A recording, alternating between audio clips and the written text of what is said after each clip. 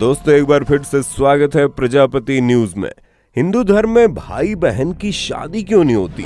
दोस्तों वो जमाना गया जब शादी करने के लिए लड़का और लड़की की जरूरत होती थी, लेकिन अब तो जनाब लड़के लड़के से शादी कर रहे हैं, लड़कियां लड़कियों से।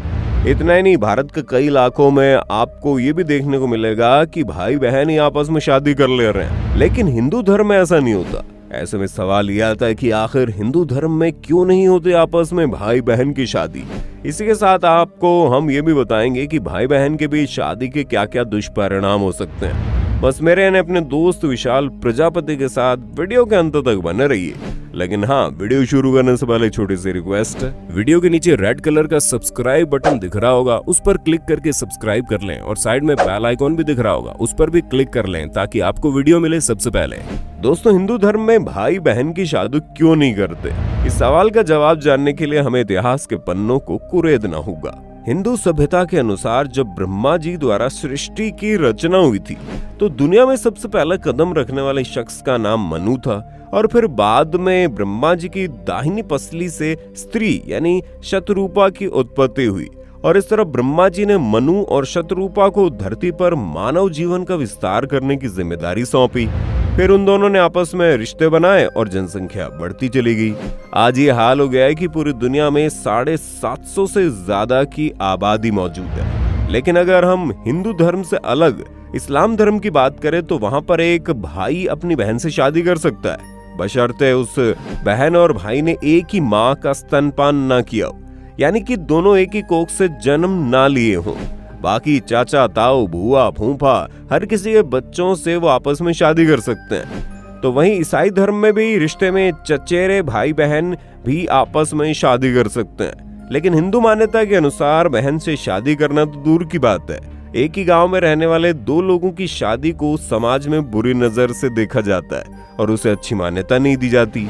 पर सवाल यही खड़ा होता है कि आखिर ऐसा क्यों हिंदू धर्म में एक ही जगह पर रहने वाले लोग या फिर आपस में रिश्तेदार लगने वाले भाई बहन शादी नहीं कर सकते? तो दोस्तों इस बात को समझने के लिए आपको इसके दुष्परिणामों को बारीकी से समझना होगा, क्योंकि सबसे पहले आपके लिए जानना जरूरी है कि हिंदू कोई धर्म नहीं बल्कि ये सभ्यता है जो आज की नहीं बल्कि 5,500 साल पुरानी है। अब इस बात से भी आप अवगत होंगे कि पहले मानवों के बीच सभ्यता नहीं थी। आज से हजारों साल पहले मानव जाति को सभ्य बनाने की प्रक्रिया शुरू हुई थी और उसी के तहत विवाह करने का प्रचलन आया ताकि कोई भी किसी के साथ नाजायज संबंध न बना पाए और लोग विवाह करके अपना जीवन शुरू कर सके। लेकिन फिर धीरे धीरे वक्त बीतता गया और धरती पर सर्वप्रथम वैदिक ऋषियों ने ही मानव को सभ्य बनाने के लिए सामाजिक व्यवस्थाएं लागू करते हुए मानव जाति को एक सभ्य समाज का रूप दिया, ताकि एक ही परिवार में पलने बढ़ने वाले बच्चे एक दूसरे को बुरी नजर से न देखें और भाई बहन समझकर अपने आगे का जीवन बिताएं। वरना अगर बचपन से उनके मन में ये बात आ जाएगी कि मेरे भाई बहन के साथ ही मैं संबंध बना सकता हूँ, तो उसके बाद लोगों के अंदर से सभ्यता चली जाएगी।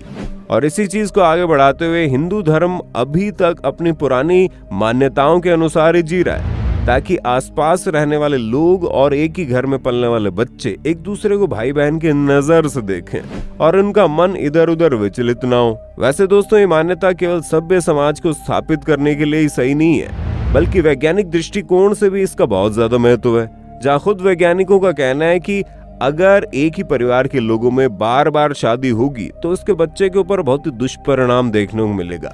अब जैसे कि मान लीजिए किसी एक शख्स को शुगर की बीमारी है, ऐसे में अगर वो अपनी बहन से शादी कर लेता है तो इस बात की पूरी संभावना है कि उसकी बहन में भी डायबिटीज की बीमारी होगी, जो भले ही छोटी हो, लेकिन जब इन दोनों के बच्चे पैदा होंगे तो उस बच्चे को निश्चित तौर पर डायबिटीज होगा।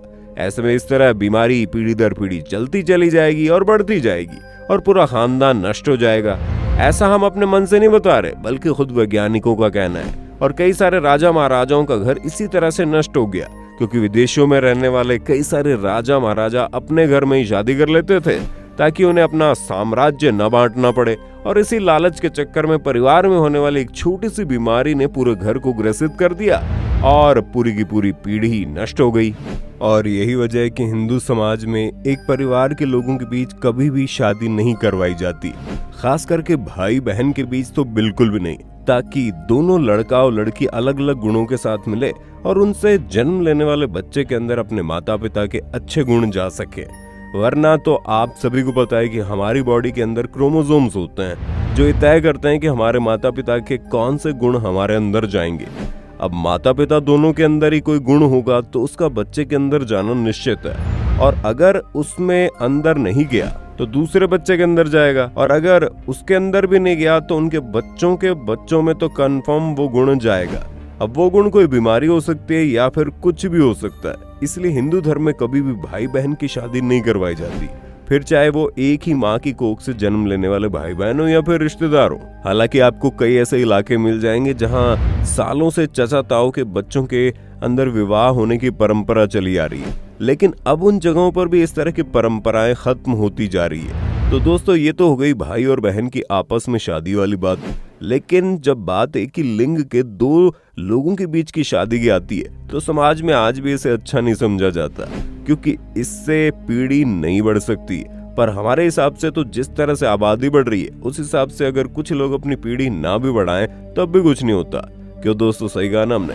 बाकी आपका एक ही परिवार में या फिर एक ही जेंडर के साथ शादी करने के बारे में क्या विचार है, कमेंट करके बताइए। और इसी तरह की वीडियोस को लगातार देखते रहने के लिए चैनल को लाइक शेयर सब्सक्राइब करना बिल्कुल ना भूलें। हम फिर मिलेंगे नई वीडियो में, तब तक के लिए जय हिंद जय भारत। दोस्तों, आपकी स्क्रीन पे 2 और वीडियोस दिख रही हैं, जिसे देखने के लिए आप इस स्क्रीन पर क्लिक करें। दोनों देखिएगा, बहुत अच्छी वीडियो बनी है।